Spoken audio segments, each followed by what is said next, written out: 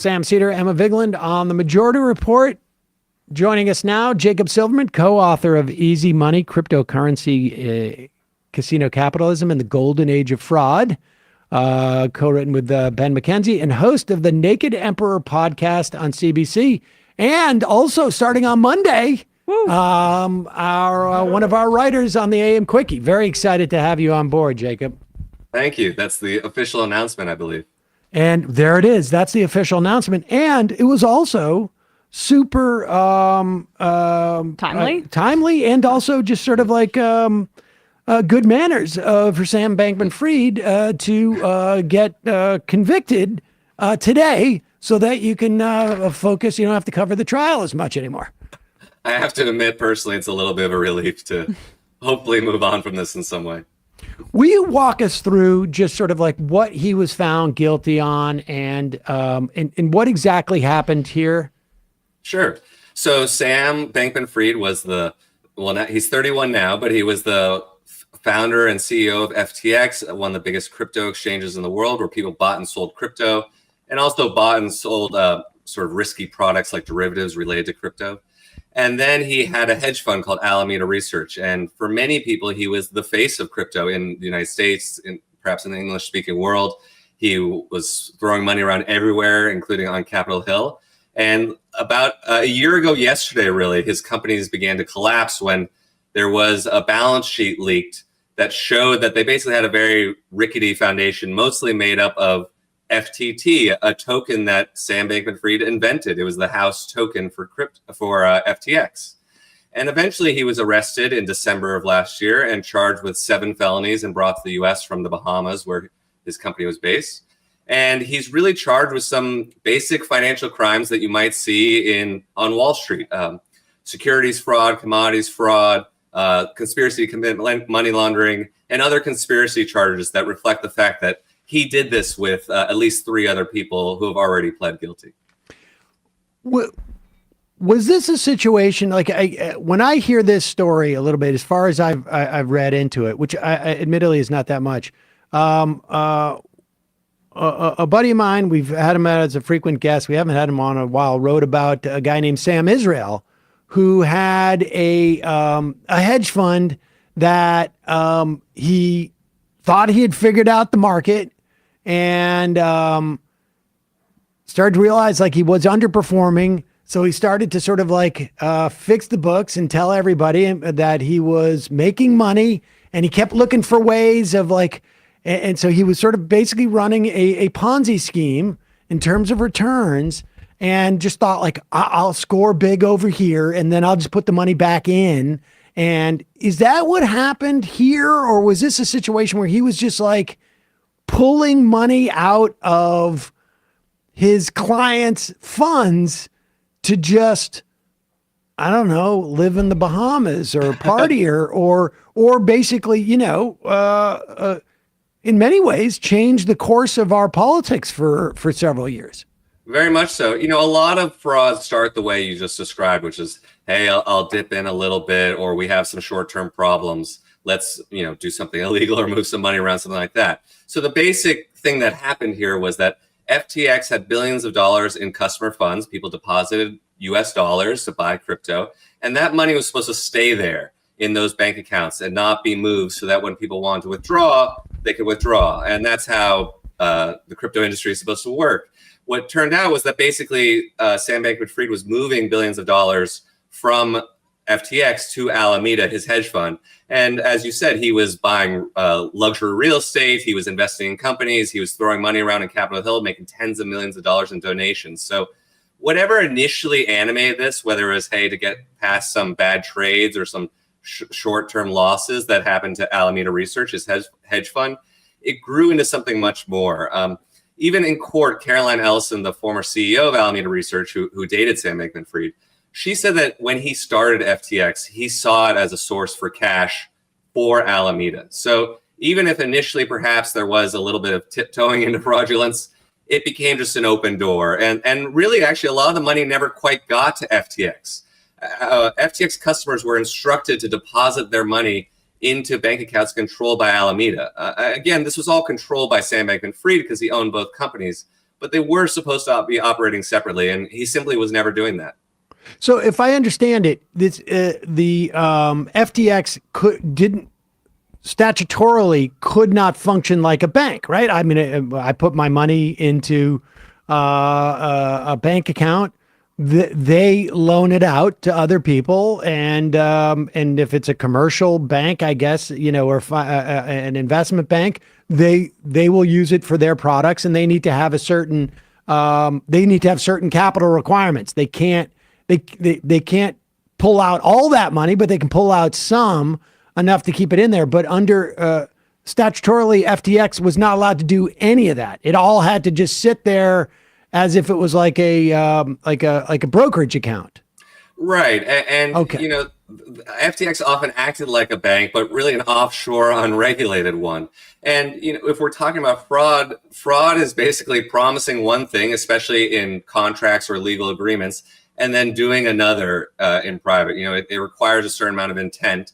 And I think that's what the prosecution proved here, was just that simply he was doing this very much intentionally and didn't see FTX as this separate concern that where the money should stay put. He thought he had free access to it. Can you talk about some of that evidence of intent? Because my understanding is it was pretty brazen.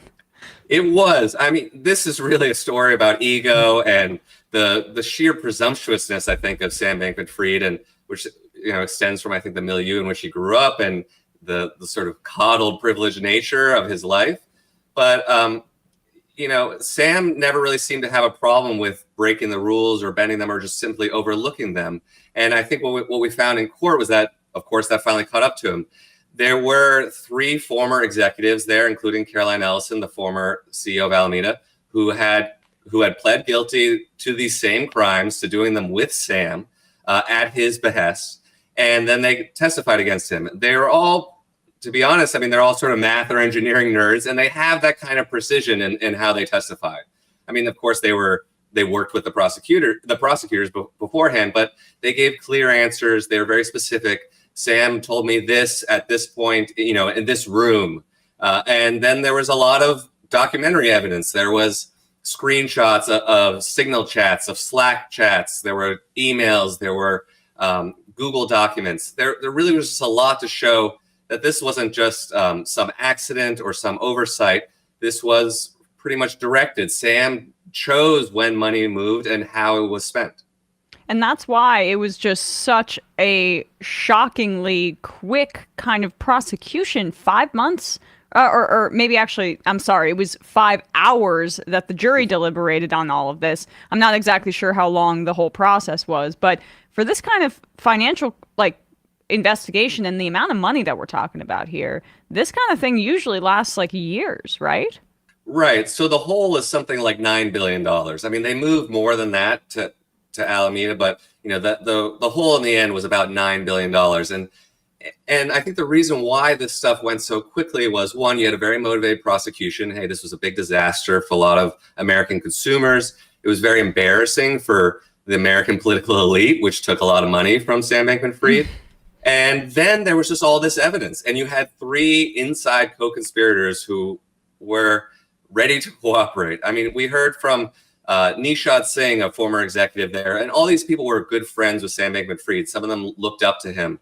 But Nishad Singh had said he was suicidal in the aftermath of the company's collapse. And when he really found out what happened, I think all these people were complicit. They certainly pleaded guilty, but some of them didn't know the extent of things or where Sam was moving the money. They kind of just went along with it.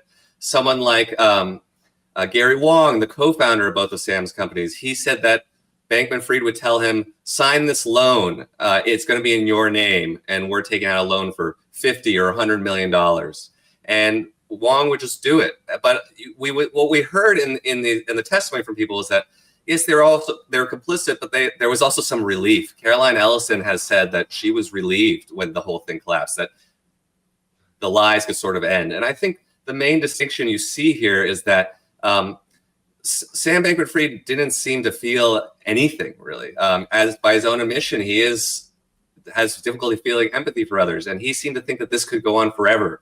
Whereas his co-conspirators, at least at the very end, they took some responsibility and show that this was weighing on them because this was a disaster and this was a criminal operation. But I thought he was an effective altruist. He's not able to feel empathy for others. I mean, that's what he branded himself as in order to, get some green, the at least temporary green light for his crimes.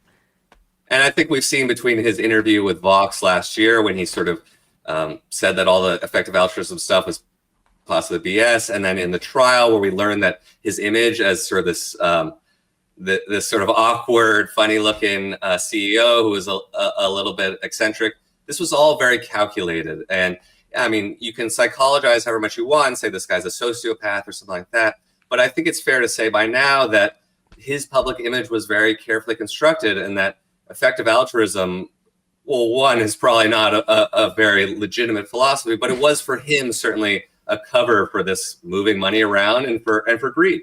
Yeah, I wanted to ask you, and because my understanding is there was no way he was going to be prosecuted, according to Tucker Carlson. He was all going to be Elon Musk too. Elon Musk. I mean, some of the greatest minds in the country told us that this was an impossibility.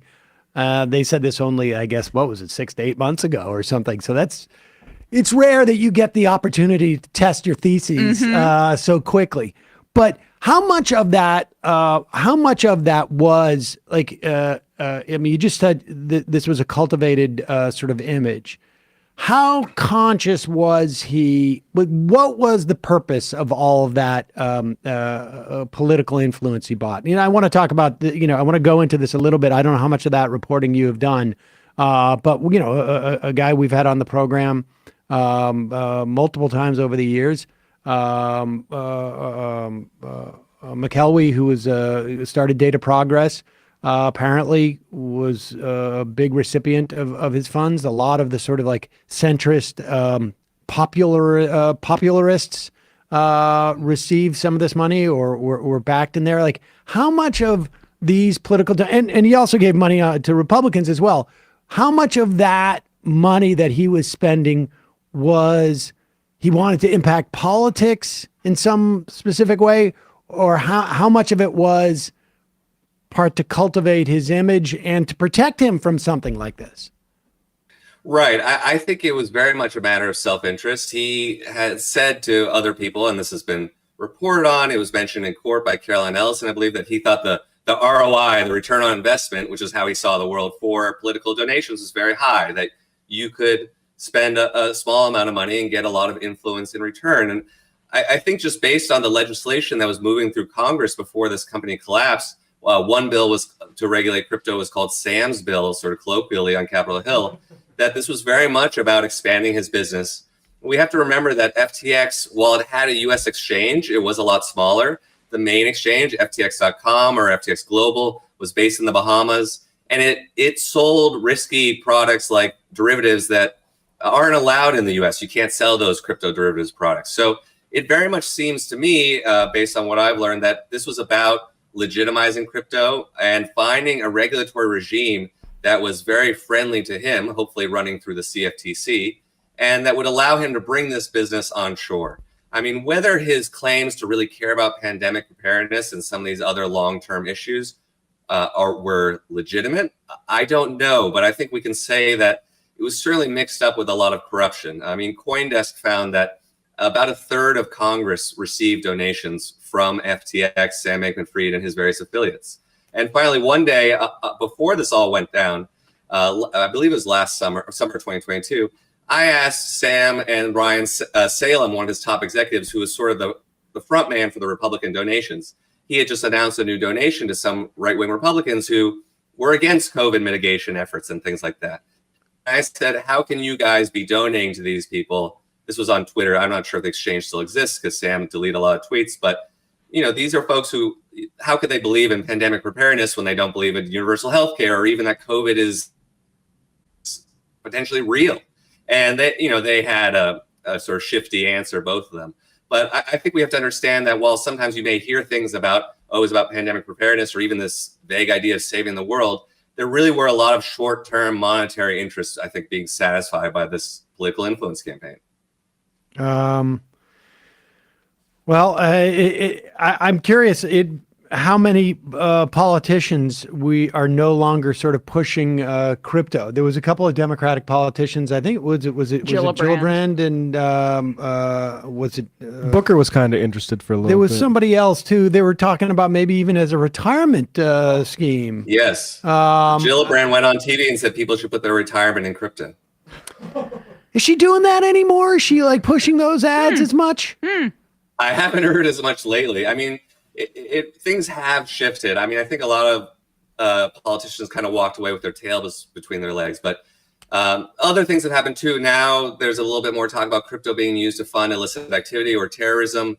It Really? does contribute to that in some ways, but so you have someone like Cynthia Loomis, who was a laser-eyed Bitcoin fanatic, is now saying, hey, we need to investigate Tether, a major and very suspicious offshore crypto firm that did a lot of business with Sam Bankman-Fried. So the landscape has certainly changed.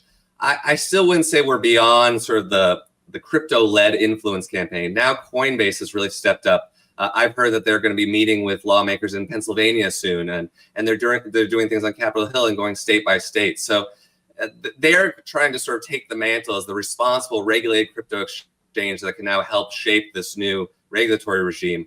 And they still might get what they want. But How much of what Bankman-Fried did was a function of crypto, as opposed to a function of the sexiness around crypto, and what he was doing, you could do with what he was doing was basically what you could do with a hedge fund on some level, I guess, in terms of like the fraud was not necessarily particularly crypto centric as much as it was.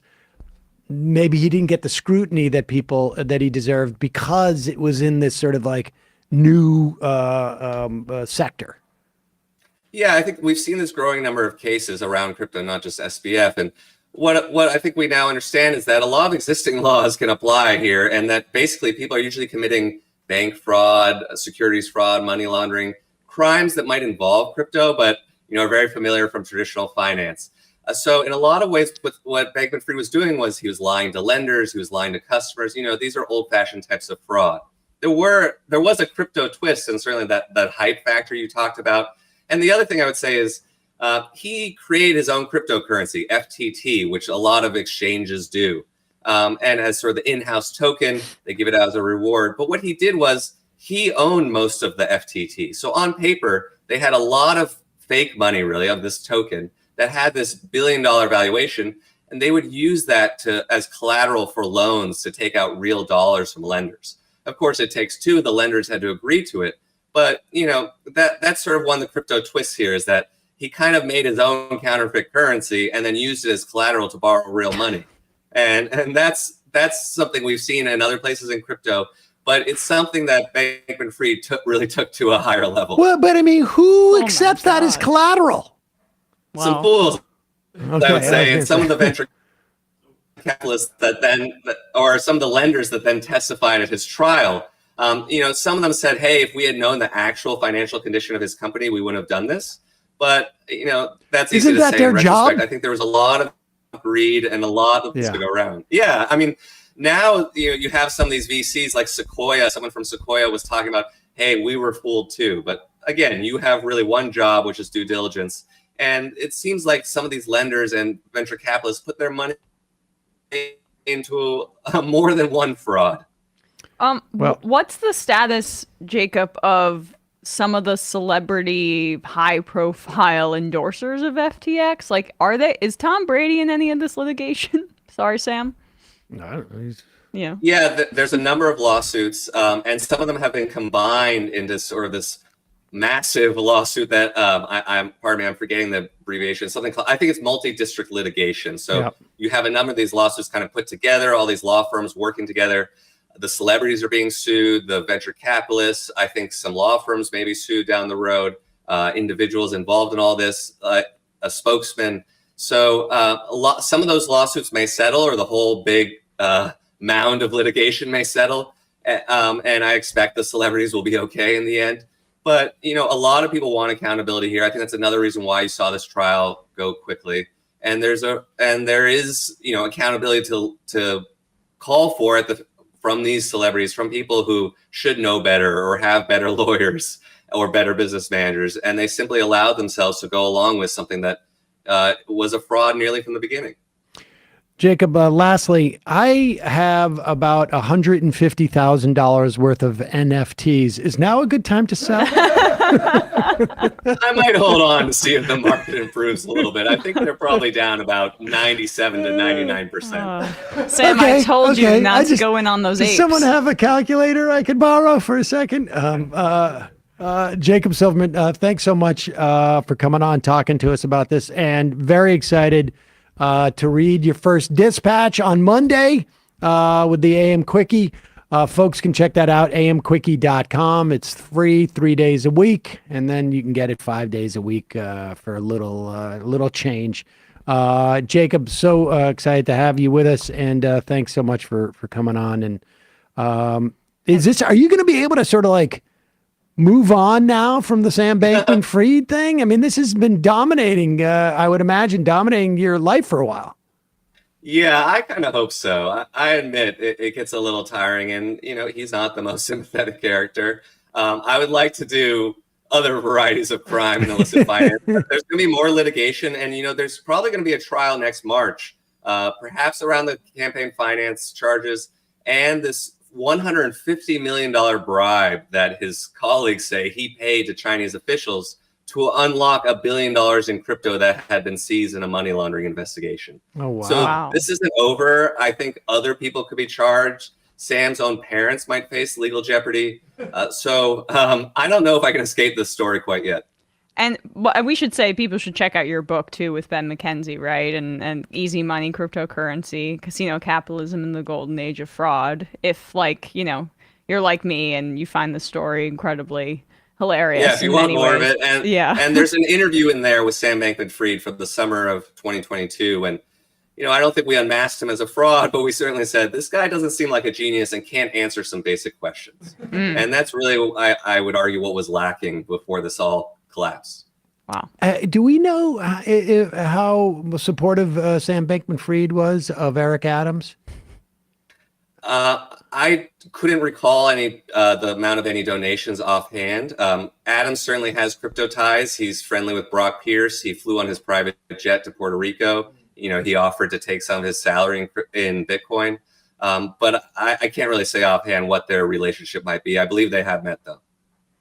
And there is a photo of them, actually, I should say, of them having dinner. Yeah, they had dinner in I guess, in March of 2022 of last year. Yes. So yeah, I think partially to establish jurisdiction, that an FBI agent testified to some of the phone forensics, saying that his Sam Bankman-Fried's phone was ping New York cell towers at these times. And one of those times they mentioned was when he was having dinner with Eric Adams. Interesting. Maybe we'll hear more about that as time goes on. Jacob Silverman, always a pleasure. Thanks so much, man. And again, psyched to have you on the AM Quickie. Me too. Thank you. Thanks, Jacob.